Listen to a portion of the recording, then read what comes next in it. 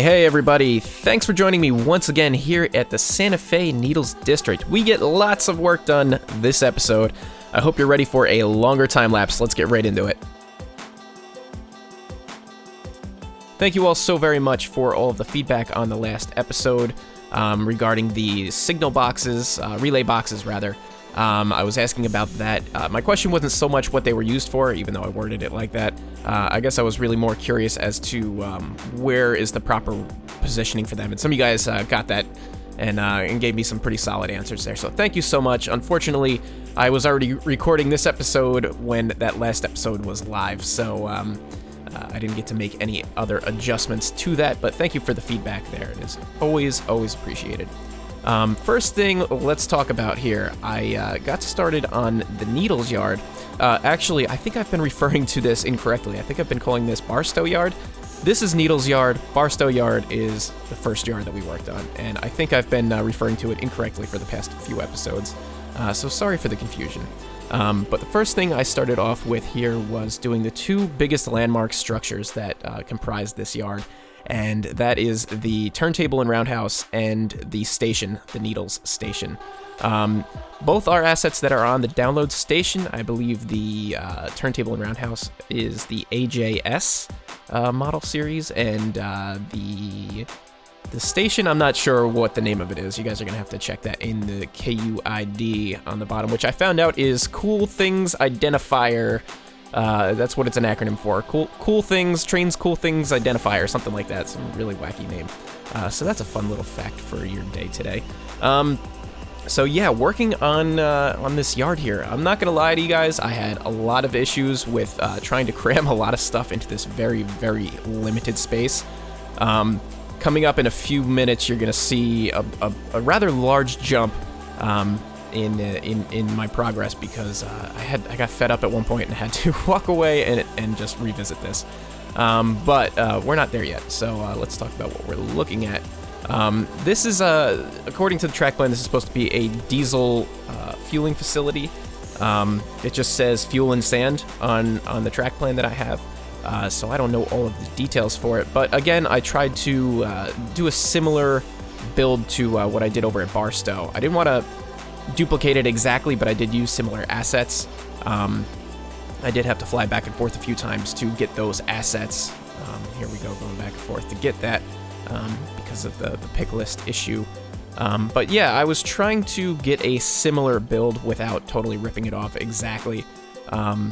So I wanted to add a little bit of a different feel, so I added this, I believe it's called a cement slab or concrete slab, which you see in the foreground there, and I raised it up just a little tiny bit to bury the track so that just the railheads are sticking out.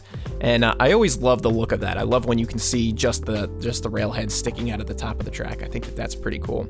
And the next thing I did here is I went ahead and used this yellow striping that I've been using here and there to add some safety markings to the edges of it. And I don't know if I will ever do that again. Oh my gosh, it was such a painstaking process to lay this spline on top of the other spline, the cement spline, and get it to line up, and I don't know if I'll ever do that again. But it looks cool, the effect is good, in my opinion. I like it. I just don't know if it was worth all of the work for that, but you guys let me know. So yeah, let's see what's next. Okay, so according to the track plan, this area isn't labeled. All it shows is a couple of tractor trailers and a building, some kind of a structure in the middle. So I thought at first that maybe it would be cool to add some kind of an intermodal complex, because I know that along the BNSF there's a lot of intermodal traffic, so maybe some kind of a container transport system. That's what I started off with, but I couldn't find the right assets to work in there, and everything was too big. So again, here's that jump. I had to walk away and start thinking about things a little bit differently. There was a lot that I did off camera experimenting to see what would work, and I actually ended up filming a bunch of stuff that I threw away because it was just like way too much trial and error and it wasn't worth keeping. But this is the solution that I started to lean towards, was putting some kind of a freight house building in there, maybe like a less than carload lot sort of building. This asset is off of Jointed Rail, as are most of the assets that I use. And I like that they have this asset, this garage door asset, that allows you to add sort of a loading dock to any building if you cut it in properly. So that was kind of the idea that I had, was let me throw this building in here. We've got a little bit of a loading dock. And then those two stub-ended tracks could actually have some kind of a switching function, bring in boxcar loads of whatever, or any kind of local traffic, or LCL traffic as they call it. So again, I just fenced off the property a little tiny bit to isolate the area and separate it from the rest of the scene. I know that the tractor trailers look a little bit big for this area, but I mean, that's the best that I could do. I'm trying to envision this from a model railroader's perspective, where your space is limited and you have to kind of cram in what you can and make it fit and just make it work. So I did the best that I could with that in mind, and the trailers, they don't bother me. You'll see at the end during the cinematics that once you get a couple of boxcars in there and some freight trains moving around, it actually looks really good, and the shallow depth of the scene doesn't bother me so much. Yeah, I'm just trying to go through here and tie it all together with some of the ground texture, ground paint.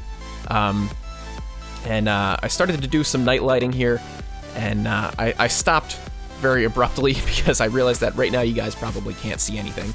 The lighting engine in Trainz for night lighting is not very good. So those lights that you see on the ground aren't actually casting any light. It's just a white circle is basically all it's doing. There's no real light being emitted from these lamps. So I realized that you guys probably couldn't see anything, so I went back to daytime and continued on doing some other details in the area. Overall, I'm pretty happy with how this little thing came together. Like I said, the trackline doesn't specifically say what's supposed to be going on here. I feel like it could use some more details, so if you guys have any ideas, let me know. I'm not really too sure what else to put in there. I put a couple trucks in, this BNSF, I think it's a BNSF high rail truck, which is pretty cool.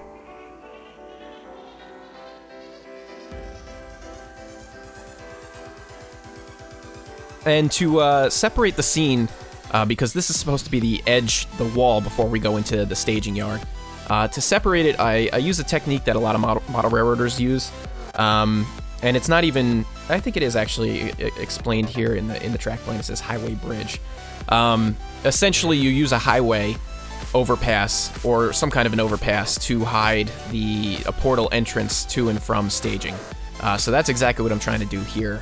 I put it on an angle because that adds some depth to it, and then I don't have to kind of explain why it's just cut off at the front or the back. It just kind of passes through the scene. And underneath, I used this black fascia material, which is included with Trainz Model Railroad, and it's supposed to be used for the fascia of the model railroad. But I'm using it here as just something to break up the backdrop. I can't really explain how I picture it in my head, just sort of like a backstage entrance. But it keeps it less distracting. Rather than seeing a train pop out of the backdrop, you see it just come out of this blackness, like it's coming out of from a shadow or something like that. So it looks a little bit more natural and it's less distracting. And in fact, the roundhouse and turntable kind of obstruct that view a little bit more, so that helps considerably.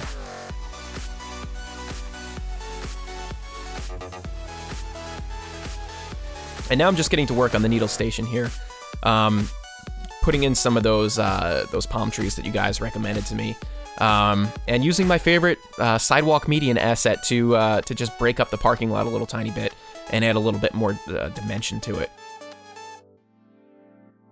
I couldn't make up my mind here where I wanted the parking lot stripes to be, so at first I put them up against the fence. And then once I cut in the road, I move them to the adjacent side, and it just makes a lot more sense. I wish I didn't have to have the road go straight in. You'll see in a second here. I wish there was more of a way to have an intersection, but again, because of the shallow space, this was the best way to make it work. Maybe there's something else a little bit better that I can do, but I don't know. I watched the cinematics back, and I think it looks pretty good. It looks solid. I mean, the focus is really on the trains after all, so everything else just supports the scene. But I don't mind it. I think it looks good. Yeah, I'm just going ahead here and just adding some more details. I thought some handicapped parking spaces would be a nice accessory. So I add those in just a moment. I'm getting ahead of myself here. I should be talking about what we're looking at and not what is coming. One of the problems that I was encountering here was, you'll see, I'm trying to rotate the grass, and I just keep rotating the train station. So eventually I just put that on its own layer so that I don't have to worry about that.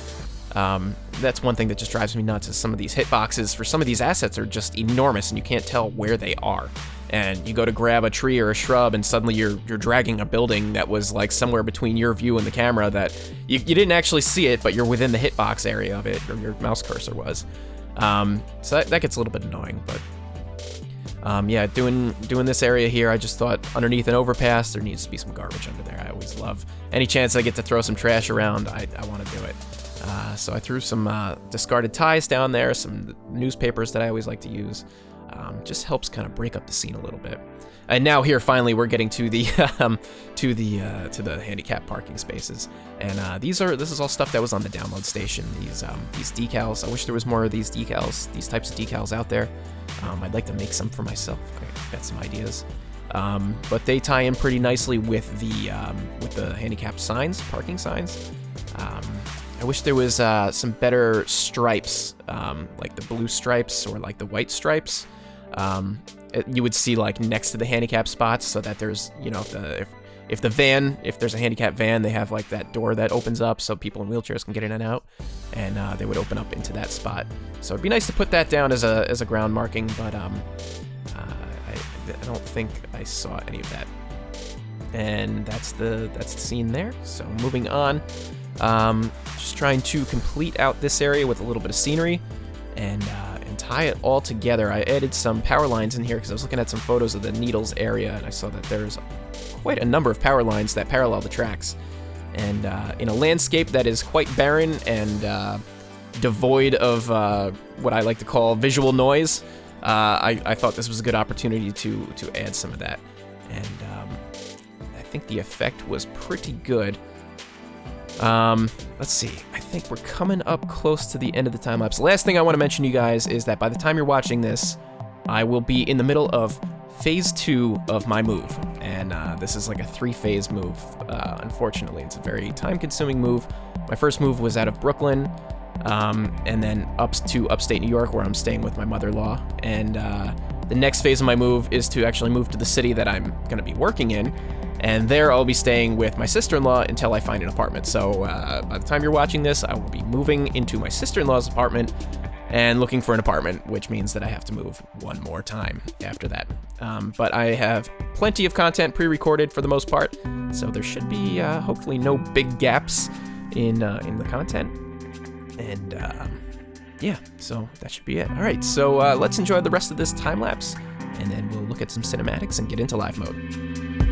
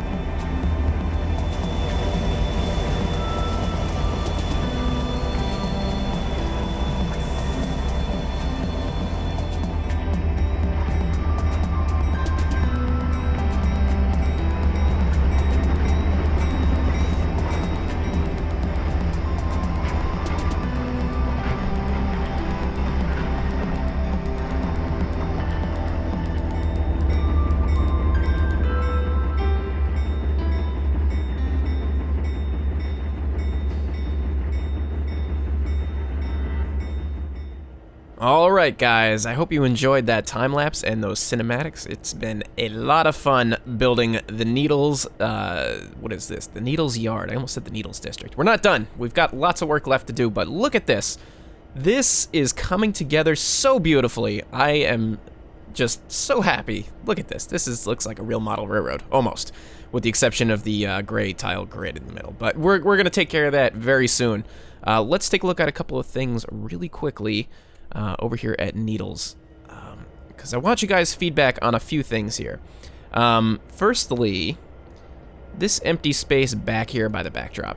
What do you guys think of that? It feels kind of empty to me, but I'm honestly not too sure. My phone just went off. Put it on vibrate.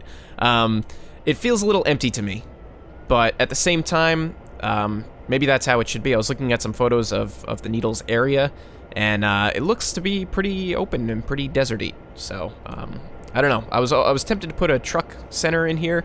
I'm not sure what this stub-ended track would necessarily be used for. I guess I just put a cut of cars here just for storage. Yeah, let me know what you guys think about that. Additionally, what do you guys think about back here? Maybe it's because the fascia isn't in yet, and that's what's throwing me off. But this empty space back here kind of bothers me. I'm tempted to move the roundhouse back, but it doesn't go. It like goes by whole chunky tiles. Like if I try to move it, I'll show you. If I try to move it, it snaps. So I can't move it gently. I'm kind of tempted to move it back there, sort of, but I don't know. Maybe I could fit something else back here. Maybe it'll look better when we put the fascia in, and I could deal with it later on. The whole thing was a lot bigger than I had anticipated, so it's taking up. You can see it's taking up a little bit more space. This is where the fascia is supposed to go. But yeah, so let me know what you guys think about that. If there's anything that you think that I should put back there, if I should just leave it. Same with this yard office. It feels a little awkward to me, but maybe, again, I just need to get the fascia put in and actually see this more as a model railroad. I kind of have Pennsylvania and Berwind in my head most of the time.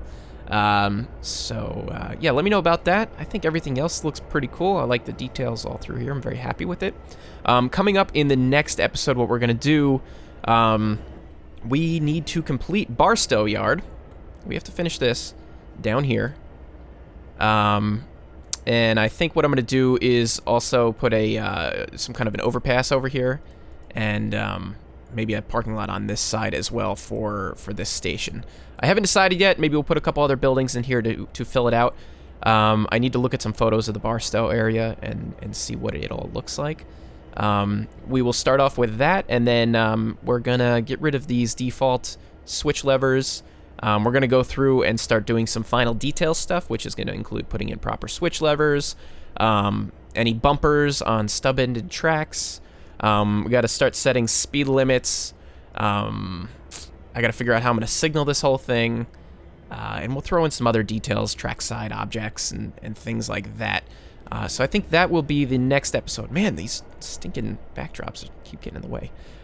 So that'll be the next episode, and then I think after that we can do the actual model railroad room and start punching out these holes. I think what I'm going to have to do is level this off. Like, this is higher than this. I have a feeling that when I go to use the dig holes, even though it punches a hole through, like if you're flying through, I think you'll still kind of go up and down like I'm doing here. So I have to level that off a little bit, and then we'll do the dig holes, and we'll make this look like a model railroad room. And then, man, that might be it. That might be all that is left to do here, is some final details, and then the layout room. And I have to figure out what to do with the staging area back here. One big flaw I noticed when I was shooting the cinematics, and there's almost nothing I could do about it right now. I wish I had noticed this earlier on. These staging tracks, this is like a 4% grade or something like that. So I had this container train staged here, and it just wouldn't move. It was too steep of a grade to get started. Luckily, these 3 or 4 tracks back here are level, and there's no reason why we couldn't extend these to make them longer. So I think what that's going to mean is when you go to operate, anything that is going to head into Needles first is going to have to be staged here. And anything heading into Barstow first would have to be staged here so that it's starting on a downhill. The trains can make it up the hill with no problem when you're running on AI once they're moving, but getting them started is a little bit of a headache. So that's a bit of a design flaw. unfortunately. But it is what it is at this point. There's not much else I could do. I can cut up these tracks a little bit more, but I wanted to make it as flexible as possible.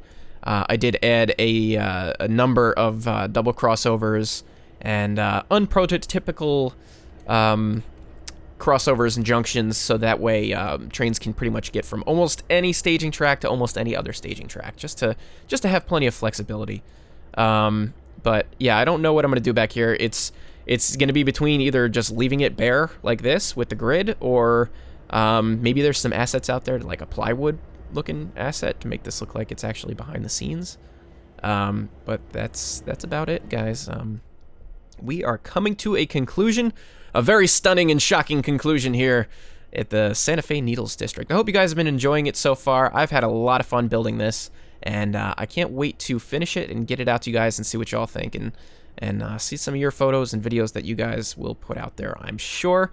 And also create some sessions for it. I would love to make a few sessions to go along with this. But yep, that's going to do it for today, guys. Thank you so much for joining me. I will see you in the next one. Take care.